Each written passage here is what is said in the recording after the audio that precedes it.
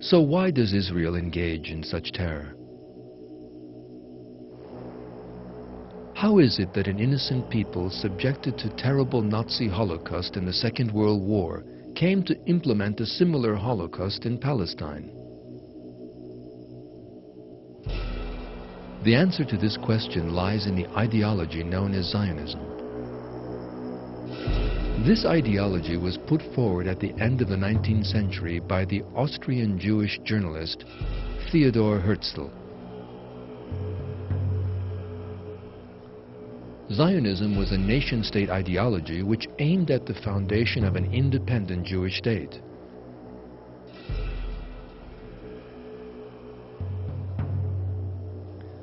The reason for this depended on the colonialist and social Darwinist theories which dominated 19th century Europe. According to these theories, the industrialized nations of the West had the right to colonize less developed nations. This was envisioned as a natural result of the concept of the struggle for survival between nations predicted by Darwinism. The Jews who put forward the idea of Zionism approved of this 19th century European error and constructed their own ideologies in the light of it. That is why racism became a part of Zionist ideology.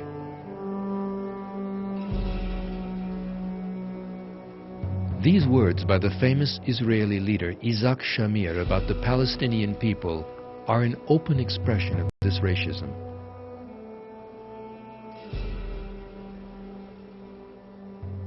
It is unacceptable that nations made up of people who have only just come down from the trees should take themselves for world leaders. How can such primitive beings have an opinion of their own? Menahem Begin, who took part in bloody terrorist attacks in the 1940s and later became Prime Minister of Israel, had no compunctions about referring to the Palestinians as two-legged animals. Radical Zionists were only able to reconcile their consciences with this slaughter by denying that the Palestinians were human.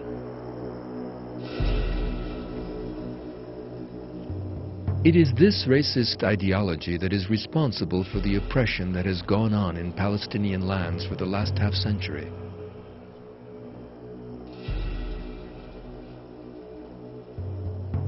At the same time, the Zionists employ such concepts from Judaism as the chosen people and the promised land. This, however, is not a sincere religious devotion. On the contrary, Judaism, a divine religion, has become a vehicle for Zionism, a worldly ideology. The problem is not Judaism and the Jews, but rather Zionism and the Zionists.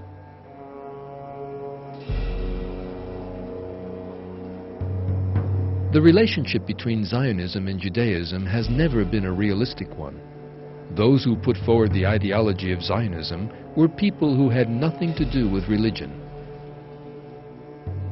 Max Nordau, the second important movement leader after Herzl, was a confirmed atheist.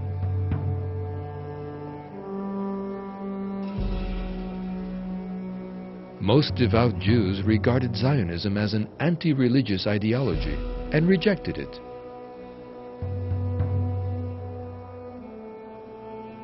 Devout Jews still regard Zionism in those terms today. Someone walking about in devout areas of Jerusalem can see slogans written up to the effect that Judaism and Zionism are diametrically opposed.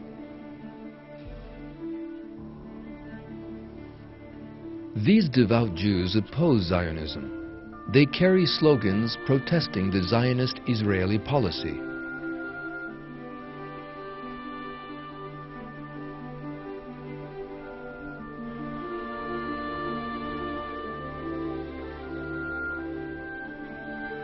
This image is of Jews protesting against Israel's Sabra and Shatila massacres in 1982.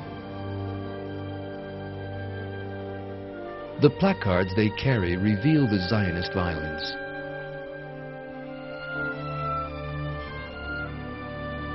All of this show that there is a huge gulf between Israeli terror and Judaism.